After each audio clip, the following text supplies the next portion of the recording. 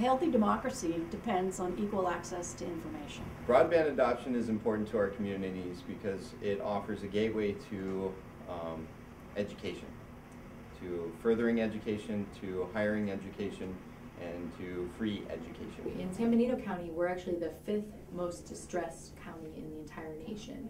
So having broadband access for people means that they can have access to job opportunities, they can find information, health information, community information, job, economic information, government information online, and have access to broadband so that they can get that information quickly.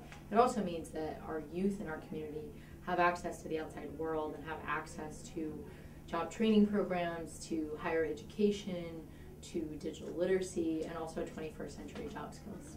Well, broadband adoption is important in our community because it is the future. It's the way business is done. It's the way people educate themselves, and access to information is fundamentally important in a free society.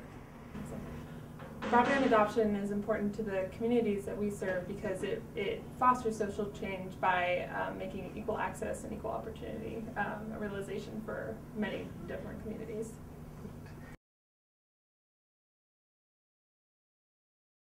And so success looks like not just having a young person have access and understand that power, but then to take that access and turn it into something more than that, and that they are able to create, and they are no longer passive consumers of media, but that they are engaged and they are responding and understanding both their version of what something that they can make could do and how they could change the world, and also how media and technology is affecting them as individual people.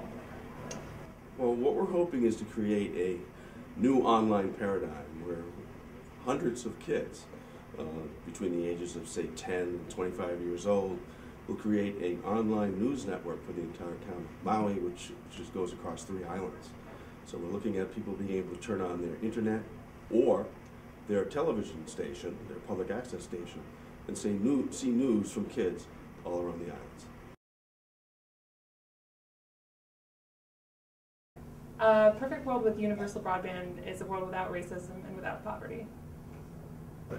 Well, I am from Puerto Rico, and there's one thing I could think of. Right now, my mother has a computer, but she doesn't have the speed or the internet to be able to see me and my daughters in Portland over an iChat. So for me, plenty of broadband means that I could see my mother, my brothers, and my family back in Puerto Rico daily, and they could see me and my daughters and my husband.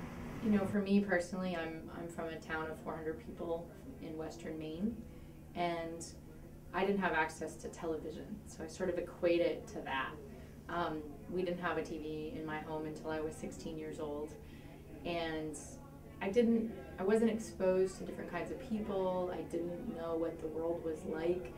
I didn't have access to even the dreams. I didn't have people around me necessarily that could tell me what was possible. I didn't know that I could travel to other countries, or that there were people who looked so differently than me and had different cultures. And I had no idea what my potential was because I didn't have access to seeing other people in other parts of the world. And I see the same thing with technology access.